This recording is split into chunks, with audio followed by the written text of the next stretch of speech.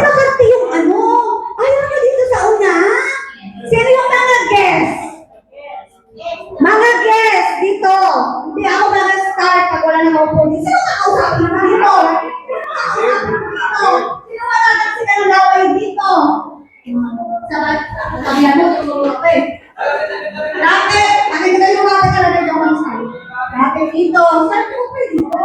Kasi marami tayong mga kayaman na puno. Mga leaders. Di ba leaders kayong dalawa? Leader tayo din. Ako hindi ako leader, kaya dito. Sige, pag hindi kayo sumunod, hindi talaga kayo mag-start.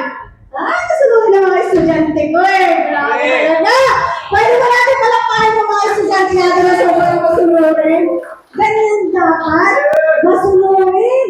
Kasi ang pag-uusapan natin dito ay pagyaman. Pag hindi ka sumunod, hindi kaya yaman. Tama mo ba? Kaya, mag-start na tayo. Tapos muna ulit yung kamay ng invite. Invite? Invite ka doon. Oo, ano na yan. Kaya, pwede mo ba natin palakpakan yung mga invite na? At pwede po ba natin palakpakan yung mga tao na nag-invite? Yan. Bakit? Sa dinami po ng kakilala na nag-invite sa inyo. Bakit? Mati ba mga? Di ba? Sabi na, invite ko siya. Tabihan, ang invite, hindi pwede hindi tatabi. Sino ang mga nag-invite doon sa ano?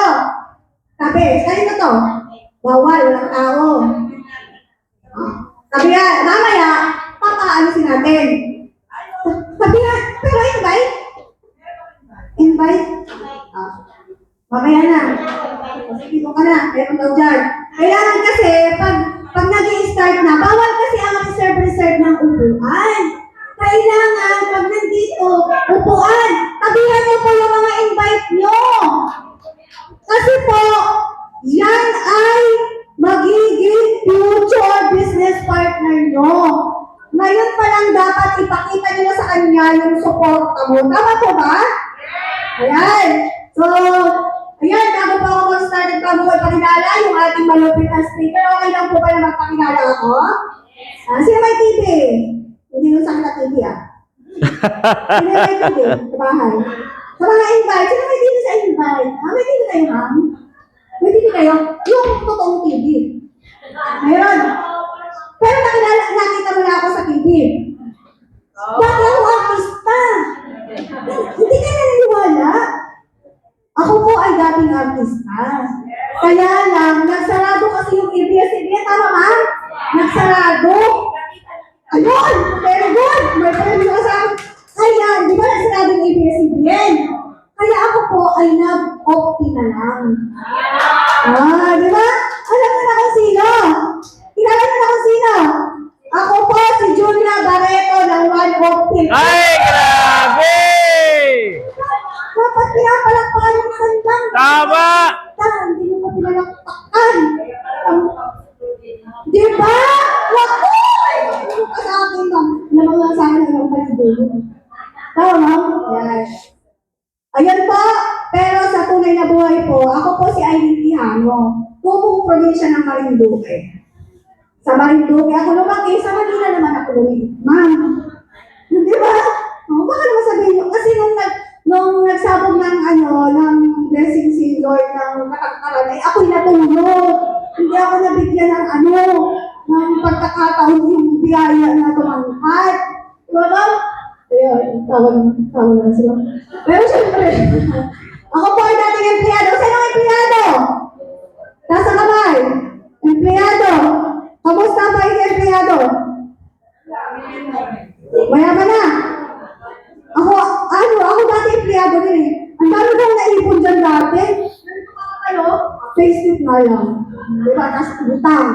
Sino gano'n? Sino negosyante? Estudyante.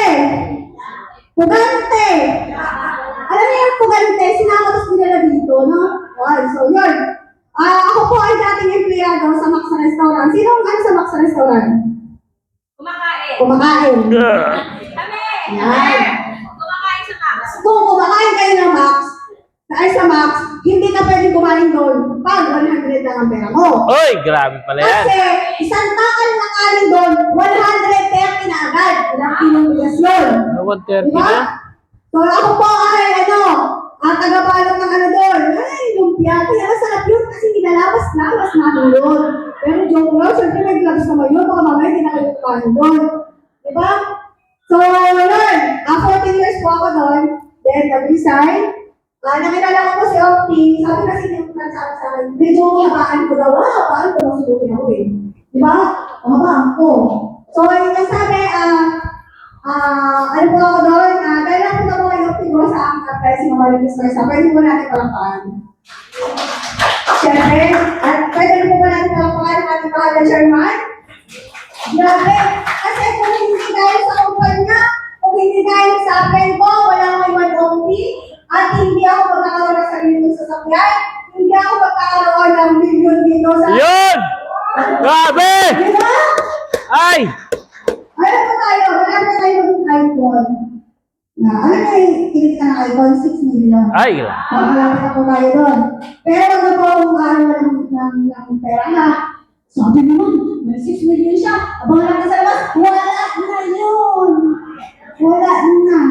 So, dito po sa kumpanya talaga, pwede mabago yung buhay natin. So, ang gagawin po natin, yung i-discuss po ng ating speaker dito, makinig lang po tayo. Okay lang po? Magaw ko na ako. Okay lang po ba na habang nagsasalita dito ang ating speaker?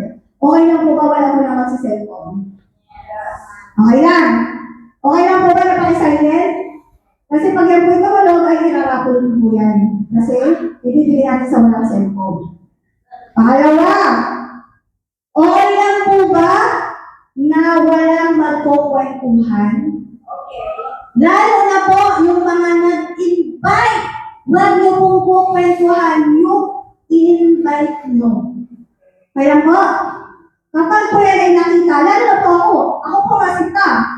Pag nakita ka na nakipaka, uwi, talaga. Bakit mo pag dinala dito? Ikaw lang din pala yung magkukwento. Tama po? So, bigyan po natin yung pagkakataon ng speaker dito. Okay lang po ba? Okay lang din po ba tayo na mag-sending baso na walang laman? Kahit galing ka pa sa ibang kumpanya, kahit alam mo na yung narinig mo. Di ba? Kasi ang isang baso, bakit puno ng laman doon? Di ba maabaw? Kaya dito po, kahit sobrang ganda po na i-discuss ang ating speaker dito, kung ikaw ay puno-puno ng alam at hindi mo na na-absorb sa utak mo, useless yung ganda ng presentation niya.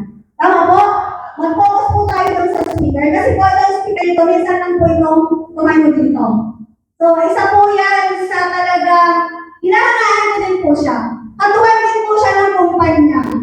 Nirespeto rin po namin lahat yan. Tama po? Kaya pag siya po ay nagsalita dito, talagang dapat nakafocus po tayo. Kasi sayang ilang oras na naman siya wala pang isang oras ng discuss yan.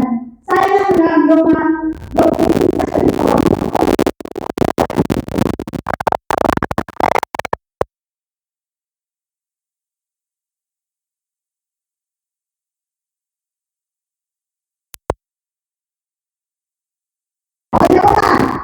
sinabi ko isang milyon, isang palakpak, isang pajak, isang okay lang.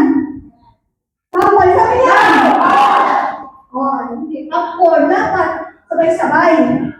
Dapat ang kanyang palakpak sa kanya ay pang chairman circle.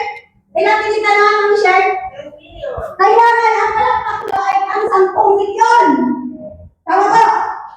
Kailangan malakas na. Yan natin itong kahit kung sa kayo, okay na, maraming nakito sa babagsakan. Okay na, 1 milyon! 2 milyon! 3 milyon! Para sa akin! Para sa akin!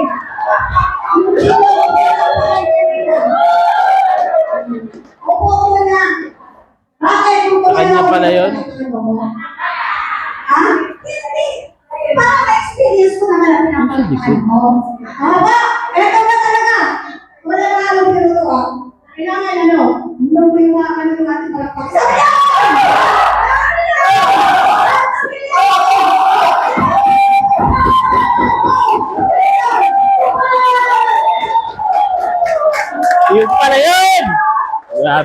Muntik na ako mapahiya dun ah.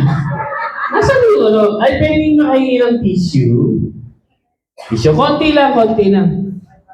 Para ano natin. Ayan. Tingnan mo yung likod mo, baka mawala sila. Okay, yung mga namalapit po sa pintuan, pwede po pakisara po mabuti. Walang makakalabas. Okay, good morning! Okay, kamusta po kayo? Ayan, sino po ang invite ngayong araw na ito? Sige po. 1, 2, 3, 4, 5, 6, 7. Ayan. So, ilan minuto nyo po gustong makinig? Buong araw! First time ko napakinggan niya, buong araw ah. Ang expected ko, mga 5 oras lang eh. Buong araw. Okay, welcome po sa ating One of the Life International. So, sino po ang first time? Yung invite lang, no? Sino yung first time po akong makita? Ayan. First time makapakinig sa akin. Okay. Yung iba, napakinggan na? Uwi na lang ako. Okay.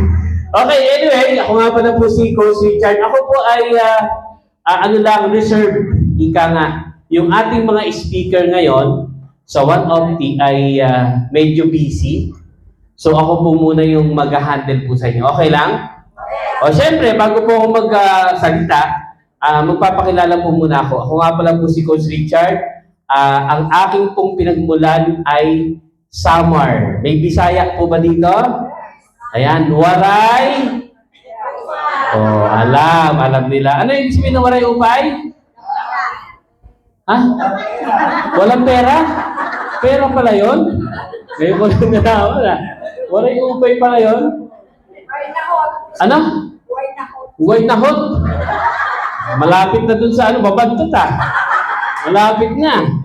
So, yun po, ang aking po pinagmula ay Samar, nanay ko, tatay ko ay dito na nagtagpo sa Cavite, sa Silang Cavite. Yan, doon po ako nagmula. Tapos, nag-migrate po ako sa Alfonso, Cavite. Tapos, nabighani po sa kagandahan ng Tagadas Mariñas. Ayan. Pwede po ba natin palakpangan ng aking may bahay na si Coach Michelle. Ayun po, sa likod. Ayan, yun. Tumayo ka naman. Support ba? Ayan, di ba? Nag-iisa lang yan. Parang ayaw nyo maniwala. Di ba? So, yun po yun. At tapos, bago po ako napunta sa One of the, syempre, kwento ko lang, ang pinagmulan ng nanay ko ay nagtitinda ng tinapay. Sa mga hindi nakakilala, ang tatay ko naman ay tagagawa ng tinapay. Kaya huwag kang magtaka kung bakit ang nasa harapan ninyo ay mukhang Monay. Ayan. Medyo, medyo nag-lose na ako ng konti. Kasi, medyo na-challenge kami nung nakaraan, isang buwan lang, nagkaroon ng biggest loser sa Dasma. From 91 kilos, naging 84 na lang po ako. Palakpakan niyo naman. Diba? So, yun po yung mga So, dito po, sino po yung matataba pa rito? Walang umamin. Ha? Mga sinungaling. Diba? Okay. Siyempre, yun ang confidence yun. So, yun po. Bago po ako napunta kay Opti, ako po ay naging, siyempre, nanay ko taga-tinda.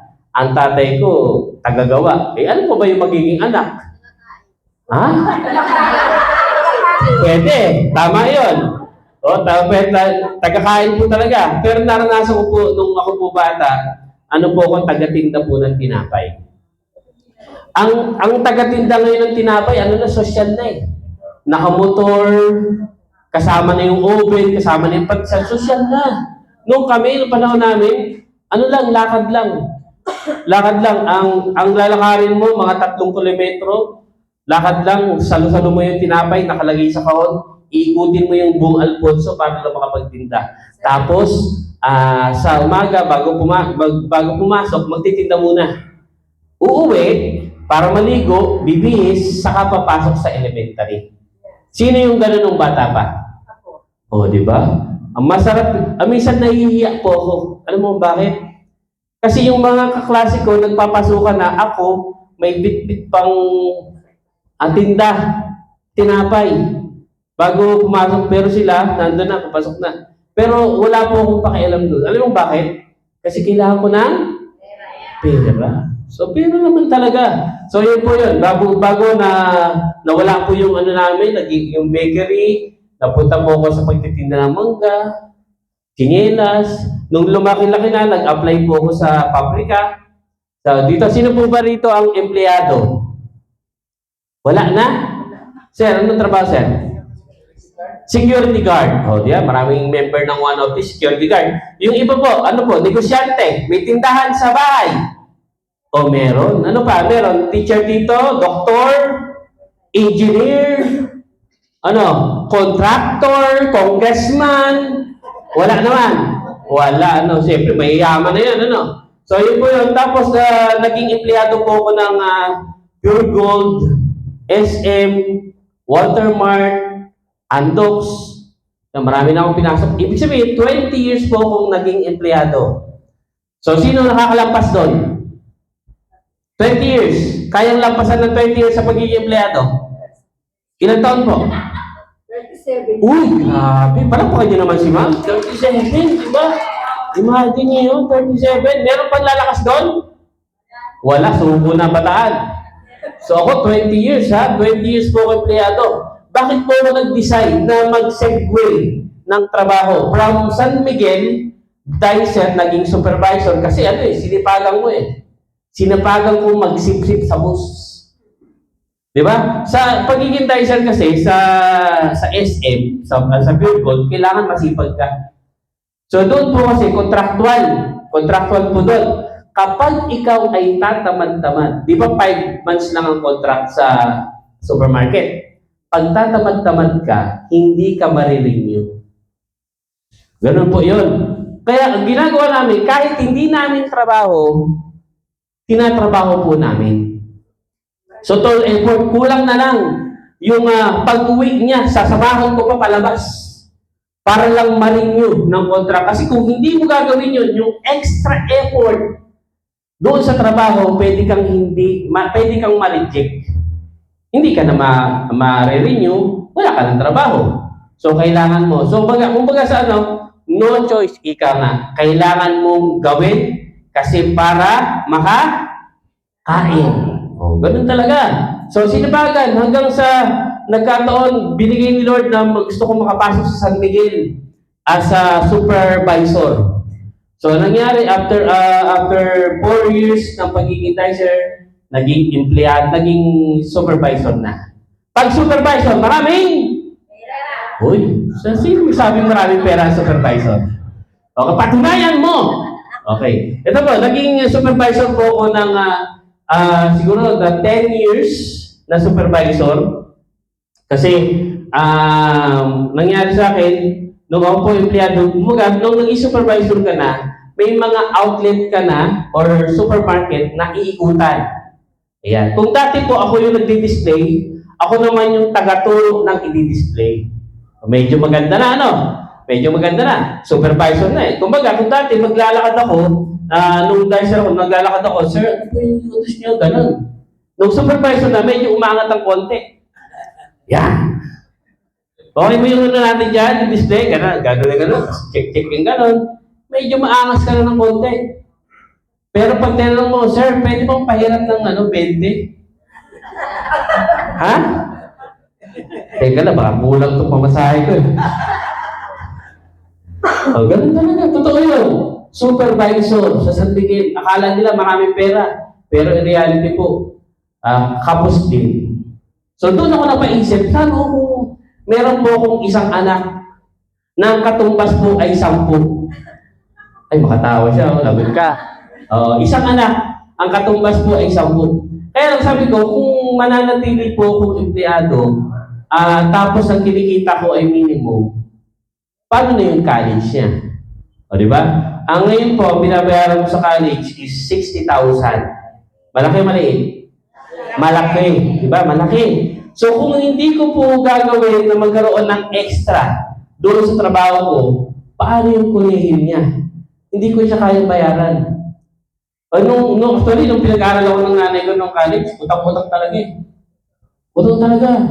Talagang halos nalugi yung ginagawa namin tinapay dahil po sa pagpapaaral sa anak. Sino rito ang ganun? Gagawin lahat ng sakripisyo para sa anak. Taas ang kamay.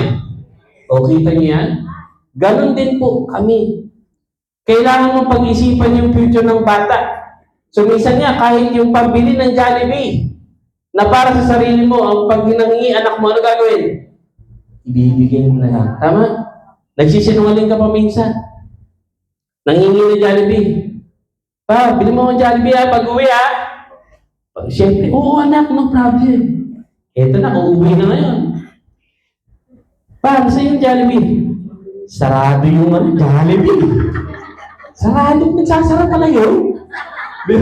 Nagsisinungaling ka na lang. Kasi para hindi mo wala yung sa respeto, di ba, anak? Pag nagbukas yun, ibibili na kita. Di ba? Eto na. Pag nagbagong sahod na, yun na yun. Magkakaroon ng reality na, uy, hindi pala yung lahat ng hinihingi ng anak mo, kaya mong ibigay. Pero kaya namang ibigay. Basta ano lang, yung timing lang ba? Di ba? Ganun talaga. So ano pa? Dahil ako po ay isang empleyado, nangungupahan ng bahay. Sino rito nangungupahan ng bahay? Aba, lahat may bahay na.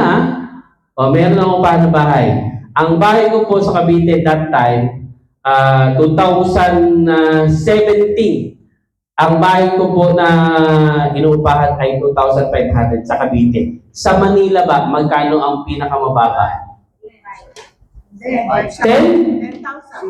6? 3.5? 3.5. Ano itsura nun, ma'am? 3.5?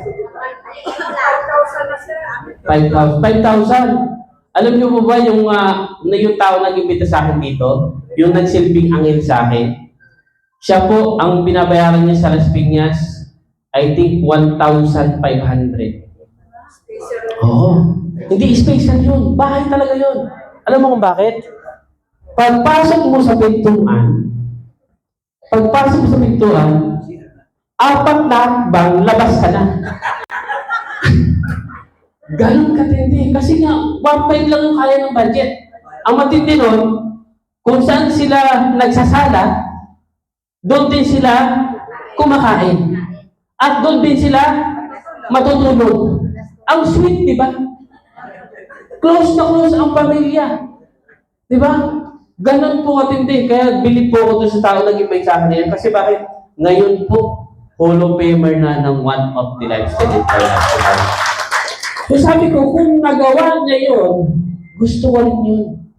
Natuto po akong mangarap dahil po sa taong yun. Okay? Natuto po akong mangarap. Sabi ko, gusto ko rin ng ganun.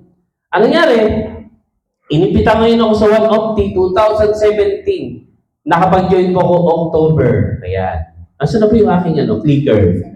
Ayan. Kinuwento ko lang yung aking background. Okay? Ayan, ito po, empleyado. Ayan po siya. Kamukha ko po ba si Alden? Hindi naman nagkakaiba ng pangalan, sa itsura lang. O, Alden Richard, tapos ako naman, Richard Tubat. Di ba malayo pa yun? Malapit? O, di ba? Yun po yun. Tapos ito po yung aking anak. Ayan. Sino po kamukha? Ako ang speaker dito. Sino kamukha? Yan. So, pakapil mo na. Pakapil. Okay. So, yun po yun. Ayan na. So, ano ba? Ito na. Welcome po sa ating One of the Lifestyle International Business Forum. Ayan na. So, ito na. Ipapakilala ko muna ang aking idol. Ayan. Bakit ko siya idol? Kasi siya po ang nag-advise po sa akin. Nung time na empleyado ako, sabi sa akin ng mga apply, mag-resign ka na. Mag-full time ka na. Down pa rin ako nun. Down pa rin. Tinanong ko itong tao na to. Personal. Wala akong hiya. Hindi ako nahiya. Kasi bakit? Siya yung nagtayo ng OT. Sa kanya nagmula. Tinanong ko sa chairman, pwede na ba akong mag-full time? Alam mo sabi niya, Richard, magkano na ba kinikita mo sa OT? Ang minsan po, chairman, 5,000 kada 3 buwan. Sabi niya, huwag ka muna mag-resign. Kapag umabot na yung kinikita mo sa empleyado ay nalalampasan na ng 1 of the, doon ka mag-decide. Pero sa ngayon, huwag muna. Paano natin, chairman? Diba? So, yun po yun. Tinanong ko siya personal. So, ito po, tao na to, US registered nurse sa mga bago po, ano? Yan po siya. Siya po ay product formulator. Lahat po ng product na nakikita nyo ngayon, siya po ang lumikha niyan.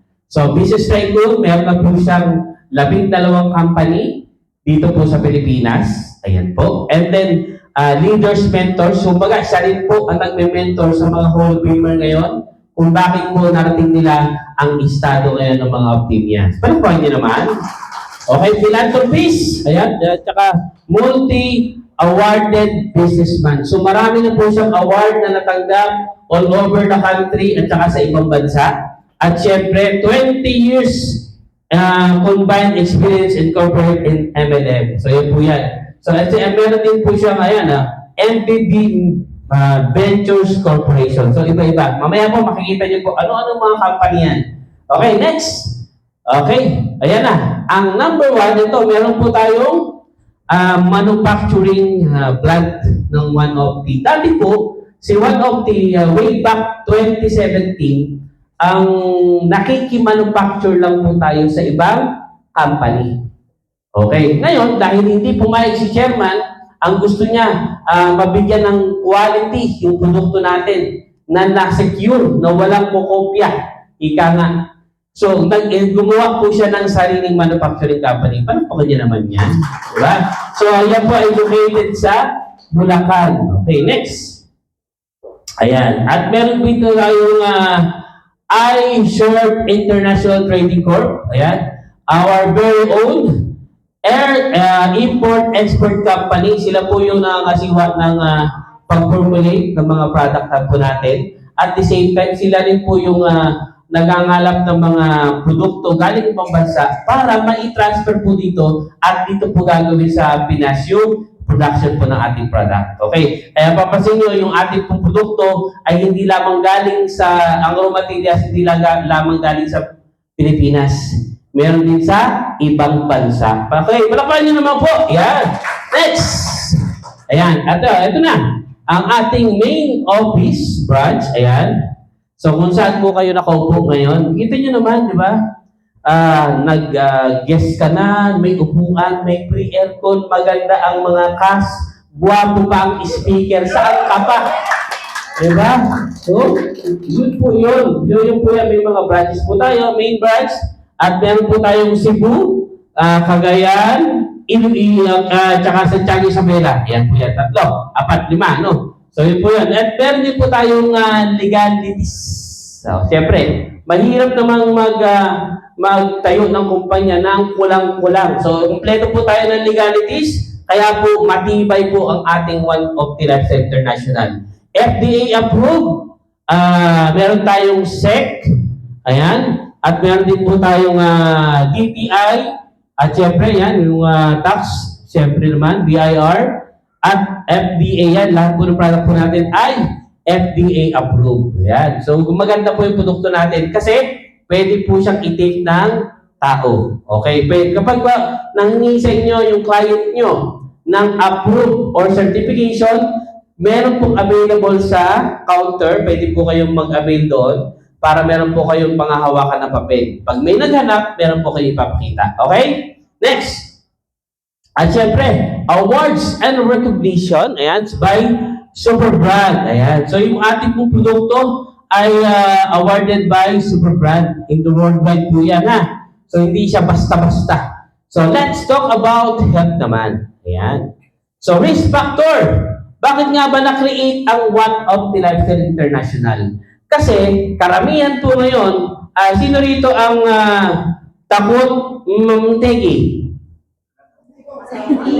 Ha? Oh, sino? Oh, di ba? So, lalo na nung pandemic, di ba? Palakpakan niyo po mga sarili niyo. Bakit? Nandito pa kayo, nakalampas po kayo sa pandemic. Ako po, personal po, magkakwento po ako. Nung pandemic po, muntik na ako. Muntik na. Alam niyo po ba, kinarga na po ako ni Coach Pichel sa barangay, yung patron ng barangay. Hindi patron na L3, tricycle. tricycle na, open pa. Inihahatid na po ako sa ospital. Ang kagandahan po nun, ma'am, na habang ako'y naghahabol ng hinga, hindi po ako tinanggap ng ospital. Sabi ko, ready na yata ako Oo, hindi ako tinanggap. Ayaw kong tanggapin. Kasi bakit? Wala raw equipment para sa poging mamamatay na. Wala. Dalawang ospital po yung pinunta namin. St. Paul, tsaka po yun sa Palabala. Walang ospital. Tinawag ni ngayon ni Coach Michelle. Tinawag niya sa mga apply. Dadali na namin si Coach Richard sa dito sa ospital. Sabi ng mga apply, "Wag mong ipasok dyan! Ma'am! Di ba siya yung kung ano yung ipapasok? Tutubuhan, di ba? Ganon. Meron ba dito na COVID? Wala? Lahat kayo healthy nung COVID? Aba, swerte nyo Ikaw rin, sir? Di ba? Kung nasa loob lang kayo, talagang hindi kayo tatamaan. Kami po, noong that time po, talaga naman, nakakarating kami na iba. Nakakarating po ako ng ng copies kahit may COVID. Ganon ako katindi. Bakit? Gusto ko yumaman ganon. Talagang Inspire ako dun sa pero tinamaan talaga ako. Buti na lang kami, hindi po ako, kwento ko lang, hindi po ako pinayagan ng mga apply na ipasok doon. So sabi ng mga apply, iuwi mo yan, painumin mo ng massive na opti. Kay Lord na lang kami nagdasal na kami kay Lord. Sabi ng mga apply, pag masamang damo, mahirap mamatay. Nagkataon naman na masamang. So yun po nangyari. Buhay pa rin. Naka-recover dahil po sa pag-inom ng Optius. Sinasabayan ko po ng Opti-White. Wala yung Opti-White. So sinasabayan ko po ng Opti-White.